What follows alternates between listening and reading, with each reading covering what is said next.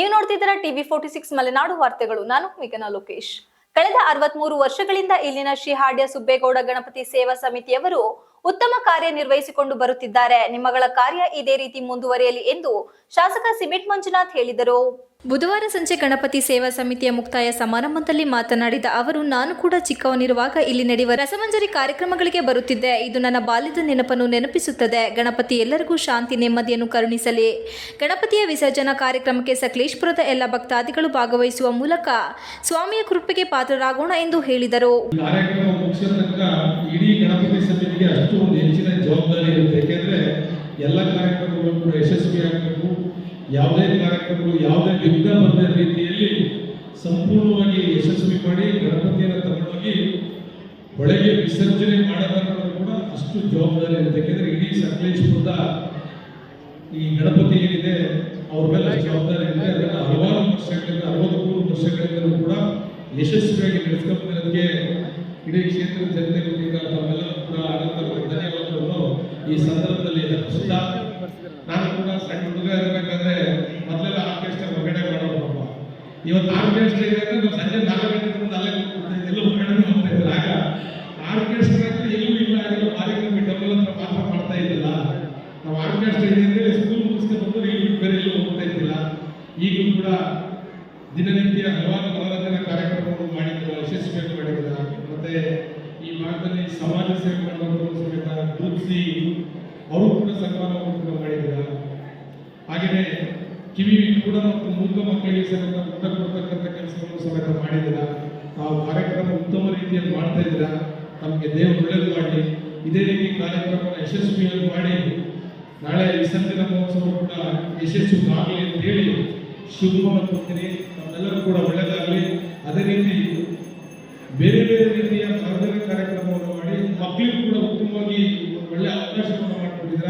ತಮ್ಮೆಲ್ಲರೂ ಕೂಡ ಒಳ್ಳೆಯದು ಮಾಡಲಿ ಅಂತ ಹೇಳ್ತಾ, ಇಡೀ ಸಕಲೇಶಪುರ ಕ್ಷೇತ್ರದ ಜನತೆಗೆ ವೆಂಕಟೇಶ್ವರ ತಾವು ನಮ್ಮ ಕುಟುಂಬಕ್ಕೆ ಶಾಂತಿ ನೆಮ್ಮದಿಯನ್ನು ಕಾಪಾಡಲಿ ಅಂತ ಭಗವಂತನ ಪ್ರಾರ್ಥನೆ ಮಾಡ್ತೀನಿ. ತಮ್ಮೆಲ್ಲರೂ ಕೂಡ ಕಾರ್ಯಕ್ರಮದಲ್ಲಿ ಮುಖ್ಯ ಅತಿಥಿಗಳಾಗಿ ಆಗಮಿಸಿದ ಸಕಲೇಶಪುರದ ನಾಯಕ ನಟ ರೋಹಿತ್ ನಾಗೇಶ್ ಮಾತನಾಡಿ, ವಿಕಾಸ ಪರ್ವ ಸಿನಿಮಾ ತುಂಬಾ ಸೂಕ್ಷ್ಮ ವಿಷಯ ಆಧಾರಿತ ಸಿನಿಮಾವಾಗಿದೆ. ಸಿನಿಮಾ ನೋಡಿದವರು ಇದು ನನ್ನ ಜೀವನದ ಕಥೆಯನ್ನು ಸಿನಿಮಾ ಮಾಡಿ ತೆರೆಯ ಮೇಲೆ ತಂದಿದ್ದಾರೆ ಎಂಬ ರೀತಿ ಭಾವಿಸುತ್ತಾರೆ.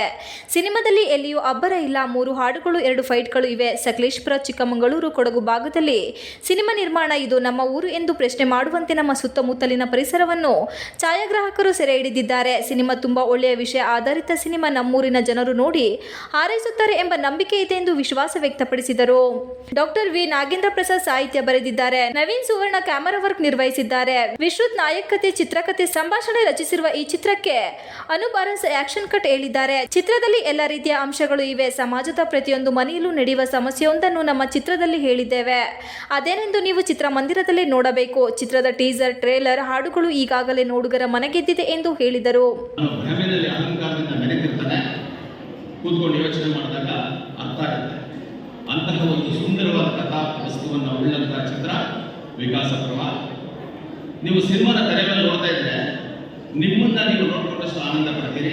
ನೀವೇ ಒಂದು ಪಾತ್ರವಾಗ್ತೀರಿ. ಅಂತಹ ಅದ್ಭುತವಾದ ಕಥಾವಸ್ತು ಇದೆ. ಸುಂದರ ದೃಶ್ಯಗಳಿದ್ದಾವೆ. ನಾವು ಹಾನ್ಗಳಲ್ಲಿ ಚಿತ್ರೀಕರಣ ಮಾಡಿದ್ದೀವಿ, ಚಿಕ್ಕಮಗಳೂರಲ್ಲಿ ಮಾಡಿದ್ದೀವಿ, ಕೊಡಗಲ್ಲಿ ಮಾಡಿದ್ದೀವಿ, ಬೆಂಗಳೂರಲ್ಲಿ ಮಾಡಿದ್ದೀವಿ. ನಮ್ಮ ಚಲನಚಿತ್ರ ಪ್ರತಿಯೊಬ್ಬರೂ ನೋಡಬಹುದಾದ, ನೋಡಲೇಬೇಕಾದ ಚಲನಚಿತ್ರ.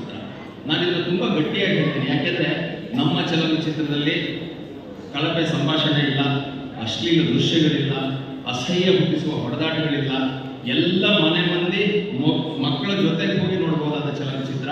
ಯಾಕೆ ನೋಡಬೇಕು ಅಂದರೆ ಇದು ನಿಮ್ಮ ಮನೆಯಲ್ಲಿ ನಡೆದಿರಬಹುದಾದ ಕತೆ, ಅಥವಾ ನಡೆಯುತ್ತಿರಬಹುದಾದ ಕತೆ, ಅಥವಾ ಮುಂದೊಂದು ದಿನ ನಡೆಯಬಹುದಾದ ಕತೆ.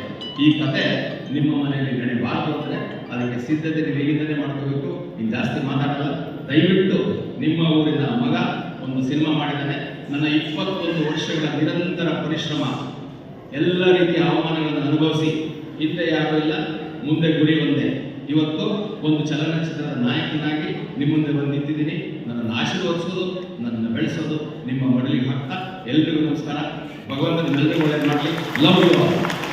ಈ ಸಂದರ್ಭದಲ್ಲಿ ವಿವಿಧ ಕ್ಷೇತ್ರಗಳಲ್ಲಿ ಸಾಧನೆ ಮಾಡಿದ ಊರಿನ ಗಣ್ಯರಾದ ಆನಂದ್ ಲಿಯೋವಾಸ್, ಅಪ್ಪಯ್ಯ, ಮಾಜಿ ಸೈನಿಕ ಸೋಮಶೇಖರ್, ಪೌರಕಾರ್ಮಿಕ ಮಂಜುನಾಥ್, ಎಆರ್ ಗುರುಮೂರ್ತಿ ಅವರನ್ನು ಸನ್ಮಾನಿಸಲಾಯಿತು. ಕಾರ್ಯಕ್ರಮದಲ್ಲಿ ಮಾಜಿ ಶಾಸಕ ಎಚ್ಎಂ ವಿಶ್ವನಾಥ್, ಉಪವಿಭಾಗಾಧಿಕಾರಿ ಡಾಕ್ಟರ್ ಎಂಕೆ ಶ್ರುತಿ, ತಹಶೀಲ್ದಾರ್ ಮೇಘನಾ, ಪುರಸಭಾ ಅಧ್ಯಕ್ಷೆ ಜ್ಯೋತಿ ರಾಜ್ಕುಮಾರ್, ಡಿವೈಎಸ್ಪಿ ಪ್ರಮೋದ್ ಕುಮಾರ್ ಜೈನ್, ಗಣಪತಿ ಸೇವಾ ಸಮಿತಿಯ ಅಧ್ಯಕ್ಷ ರವಿಕುಮಾರ್, ಮಹೇಶ್, ಉಮೇಶ್, ವಿಕಾಸ ಪರ್ವ ನಾಯಕ್, ಕಿನ್ನಟ್ಟಿ ಸ್ವಾತಿ ಇತರರು ಇದ್ದರು. ನಂತರ ಪಟ್ಟಣದ ವಾಸವಿ ಶಾಲಾ ಮಕ್ಕಳಿಂದ ಸಾಂಸ್ಕೃತಿಕ ಕಾರ್ಯಕ್ರಮ ನಡೆಯಿತು. MB Umesh, TV 46 Malenadu news, Sakleshpur.